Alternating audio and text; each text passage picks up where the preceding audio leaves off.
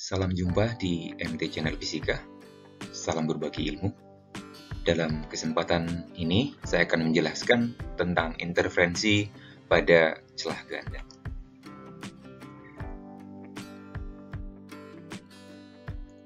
Ya, celah ganda atau percobaan yang digunakan untuk menentukan atau mengukur panjang gelombang cahaya dengan memanfaatkan prinsip interferensi dan difraksi cahaya. Dikasih di sini dua celah atau celah ganda, di mana jarak antar celahnya D, lalu dipasang di belakangnya sebuah layar, tempat interferensi difraksinya kelihatan nanti di layar, berjarak L dari kedua celahnya. Nah, jika misalnya cahaya kita lewatkan, dari kedua celah ini yang berjarak D, kita mau mengukur panjang gelombangnya berapa, maka nanti yang kita amati adalah di layar. Coba kita amati di layar apa yang terjadi, maka terjadi interferensi.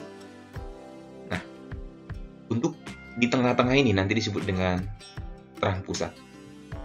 Terang pusat ini ketika selisih jarak antara sumber 1, katakan ini jadi sumber 1, ini sumber 2. Jika selisih jaraknya adalah 0, maka itu disebut terang pusat. Jadi delta S-nya 0, itu terang pusat. Interferensi maksimum namanya.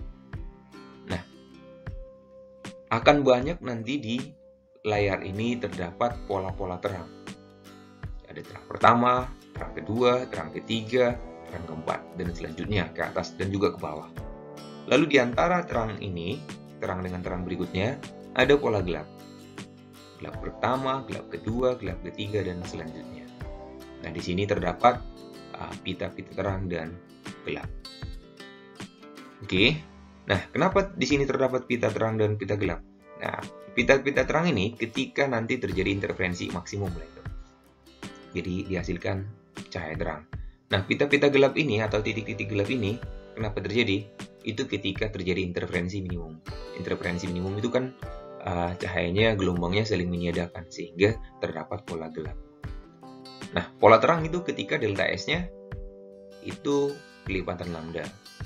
Pola gelap ketika interferensinya minimum atau kelipatan setengah lambda, 1/2 lambda, dan seterusnya. Nah, kita misalkan cahaya juga berinterferensi di beberapa titik. Katakan berinterferensi pada terang ke N, maka nanti delta S-nya atau selisih jarak sumber 1 terhadap titik Tn dengan sumber 2 terhadap Tn itu adalah delta S. Nah, coba kita amati segitiga yang kecil ini. Nah, kita besarkan. Nah, ini tadi delta S-nya. D, yang ini yang tegak ini. Maka ketika kita mencari delta S-nya, bisa kita dapatkan dari trigonometri. Sin theta sama dengan delta S per D, sehingga delta S adalah D sin theta. Oke, maka untuk interferensi maksimum atau pola terang, kita akan dapatkan delta S sama dengan D sin theta, itu adalah N kali lambda. Jadi untuk interferensi maksimum, kelipatan lambda. N bisa 1, 2, 3. Nah, N-nya itu ordenya. Terang pertama, kedua, ketiga. Jadi kita masukin N-nya. Lalu interferensi minimum atau pola gelap, itu yang hitam ini, ya, di antara terang dan terang, itu terjadi ketika berlawanan fase, yaitu apa? Setengah lambda, 1/2 lambda, dan seterusnya. Sehingga delta S-nya sama dengan D sin theta sama dengan 2N kurang 1 kali setengah lambda. Lalu sin theta-nya ini bagaimana cara mendapatkan dari gambar pola terang gelapnya ini? Nah, coba kita perhatikan segitiga yang ini. Katakan jarak antara terang pusat dengan terang ke N itu Y. Lalu jarak antara celah dengan layar tadi L, lalu kita lihat segitiga ini. Segitiga yang biru ini, itu akan sebangun dengan segitiga yang kecil ini. Jadi, theta yang di sini, ya ini, akan sama dengan theta yang besar ini. Maka, sin theta akan kita bisa dapatkan dari sini, yaitu Y berakar dari, sin theta-nya ini Y berakar dari Y kuadrat tambah L kuadrat. Jadi ini, yang sisi miring ini. Lalu, untuk sudut-sudut kecil, ya sudutnya sekitar plus minus ya di bawah 10 derajat ya, misalkan 10, 9, 8, 7 derajat, itu sudut kecil, maka nilai sin theta itu mendekati nilai tangen theta. Nah, sin theta mendekati nilai tan theta itu kalau nilai Y-nya jauh lebih kecil daripada nilai L. Maka sin theta-nya bisa jadi tan theta yaitu sama dengan Y per L.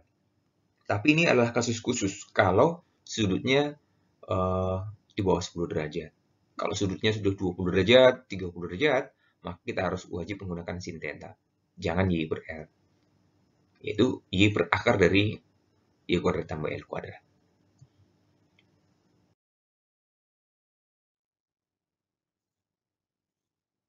Oke, sebagai contoh soal yang pertama, seberkas cahaya jatuh tegak lurus mengenai dua celah. Jadi di sini ada dua celah berjarak D 0,4 mm. Garis terang tingkat keempat dihasilkan pada layar berjarak. Ini terang keempatnya itu berarti ini Y. Ya, Y untuk N sama dengan 4 terang keempat ya. Ini pola terang. Pola terang ya. Bila jarak layar dengan celah 240 cm, maka panjang gelombang cahaya tersebut adalah berapa? Oke. Nah, kita lihat. Nah, inilah kira-kira gambarnya. Jarak terhadap layar tadi 2,4 atau 240 cm. Sedangkan jarak terang pusat dengan terang keempat itu 0,7 meter. Pertanyaannya adalah berapakah panjang gelombang? Maka untuk mencari panjang gelombang, karena ini pola terang, maka kita gunakan rumus terang. Di sin theta adalah N lambda. Oke, apakah kita bisa gunakan D per L? Nah, kita selidiki dulu. Sin theta-nya ini berapa? Nah, ternyata kalau kita hitung, sin theta di sini berbeda dengan tan theta karena sudutnya itu lumayan besar ini. Karena apa? Nilai Y-nya 0,7, nilai L-nya 2,4. Nah, kalau kita lihat, bisa nggak kita cari sisi miring ini? Ya, sisi miringnya itu adalah 2,5. Ini juga triple Pythagoras 7, 24, 25. 0,7, 2,4 berarti 2,5. Maka sin theta-nya adalah 7 per 25. Jadi, kalau kita gunakan tadi D per L, itu jadi D kali 0,7 per 2,4. Nah, ini kurang tepat. Ternyata harus pakai sin theta untuk kasus-kasus yang seperti ini. Oke, maka bisa kita dapatkan nilai lambdanya dengan memasukkan nilai sinnya. D 4 kali 10 pangkat min 4. Nah, ini kita ganti milimeternya. 0,4 mm itu 4 kali 10 pangkat min 4 meter. Dikali sin theta-nya adalah 7 per 25. Sama dengan N-nya, orde ke berapa tadi? Terang ke 4. Berarti 4 lambda. Maka kita coret 4-nya. Maka lambda akan kita dapatkan sebesar 2,8 kali 10 pangkat 5 meter.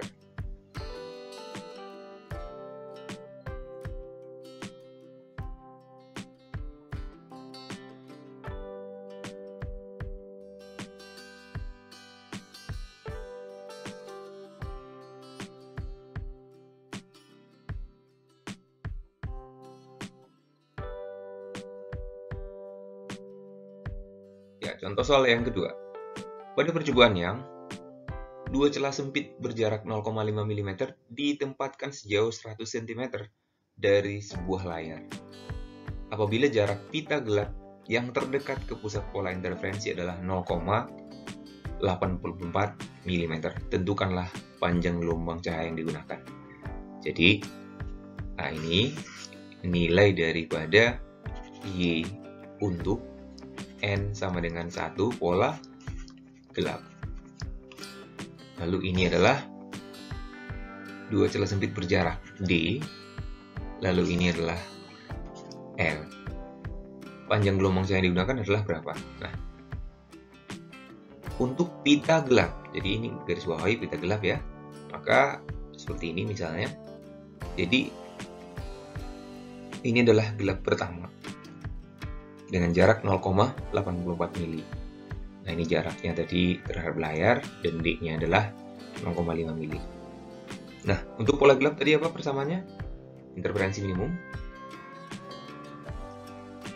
D sin theta sama dengan 2n-1 kali setengah lambda. N-nya kita gunakan pita gelap terdekat, berarti gelap pertama. Maka kita lihat lagi sin theta apakah mendekati nilai tangen theta. Ini 0,84 mm, ini 100 cm itu berarti 1000 mm. Nah, ini sangat jauh ya.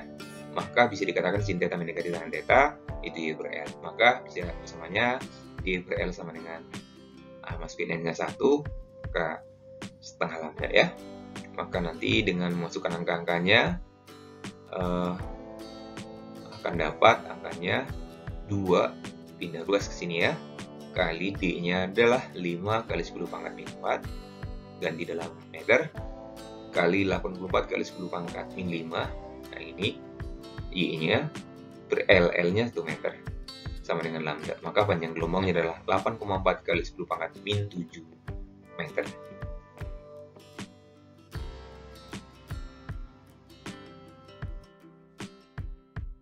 Soal yang ketiga, pada percobaan yang kedua celah terpisah pada jarak 2 mm disinari oleh cahaya A dan cahaya B. Jadi ada dua sinar sekaligus menyinari kedua celahnya, di mana jarak kedua celahnya adalah D. Lalu panjang gelombang A dan B masing-masing ini. Jadi ini lambda A, ini adalah lambda B. Disinari dua gelombang cahaya. Jarak layar ditempatkan 1,2 meter, berarti ini L ya. Berapa jarak terpendek dari terang pusat ke pita terang dari pola interferensi cahaya A bertepatan? Nah, kata bertepatan di sini berimpit ya. Berimpit itu namanya bertumpuk ya. Jadi nanti syaratnya adalah begini. Nah, yang pasti mereka akan berinterferensi pertama kali itu sebenarnya di terang pusat. Ya, terang pusat nggak dihitung ya gitu ya. Udah pasti bertumpuk di sini cahaya apapun ya. Mau gelombang berapapun pasti di sini bertumpuk. Yang pertama kali ya di terang pusat. Lalu akan bertumpuk lagi atau berimpit lagi di berikutnya di sini. Apa syarat berimpit? Berimpit berarti posisi terang ke N si A sama dengan terang ke N si B. Tapi N-nya beda-beda tentunya. Yang pasti keduanya bertumpu pada satu titik. Nah, seperti ini. Jadi ada katakan cahaya yang pertama dari A yang kuning gitu ya, lalu yang ini yang hijau misalnya. Jadi sama-sama bertumpuk di sini. Berapa jaraknya Y-nya gitu ya. Maka untuk menjawabnya berimpit atau bertepatan atau bertumpuk itu syaratnya sudutnya itu pasti sama. Sudutnya pasti sama, Y-nya sama. L-nya juga kan sama. Berarti Y per L-nya sama atau sin theta sama. Nah, D-nya juga sama. Nah, D-nya kan alatnya. D-nya dicoret, sin theta juga dicoret. Maka di sin theta jadi habis. Berarti NA lambda A sama dengan NB lambda B. Inilah syarat bertumpuk. Nah, berarti NA per NB itu sama dengan lambda B per lambda A. Nah, kalau kita bagi, sama-sama dibagi 240, maka ini akan jadi 3, dan ini jadi 2. Maka pola interferensi untuk A itu adalah pola terang ketiga bertumpuk atau berimpit dengan pola interferensi untuk B yang kedua, sehingga bisa kita katakan di sin theta n lambda. Nah, D-nya adalah 2 mm. Nah, ini karena dalam milimeter, boleh kita semua ganti dalam milimeter. Kalau mau dalam meter boleh ganti semua dalam meter. Nah, di sini kebetulan D-nya 2 mm, jadi boleh kita buat ini 2 mm. Nah, ini juga harus dalam milimeter nanti. 2 mm kali sin theta. Sin theta-nya kita akan dapatkan sama dengan N-nya. Kalau kita menggunakan panjang gelombang si A, maka itu 3 tadi ya. 3 kali 480 kali 10 pangkat min 6 mm. Nah, milimeternya habis, sehingga sin theta sama dengan 720 kali 10 pangkat min 6. Nah, tentu kita nggak bisa langsung tadi gunakan DY per L. Kenapa? Kan kita belum tahu sudutnya, sudut besar atau sudut kecil. Nah, dengan mengetahui sudutnya ini adalah sudut kecil, maka sin theta baru kita pastikan mendekati nilai Y per L. Lalu, nilai Y-nya yang bertumpuk itu akan sama dengan L kali sin theta. Nah, kita kalikan L-nya 1,2 tadi, 1,2 meter. Ya gitu ya, 1,2 meter dikali dengan sin theta. Nah, ini sin tetanya 720 kali 10 pangkat min 6, maka dapatnya adalah 0,864 mm. Jadi nanti cahaya A dan cahaya B akan berimpit atau bertumpuk pada jarak 0,864 mm.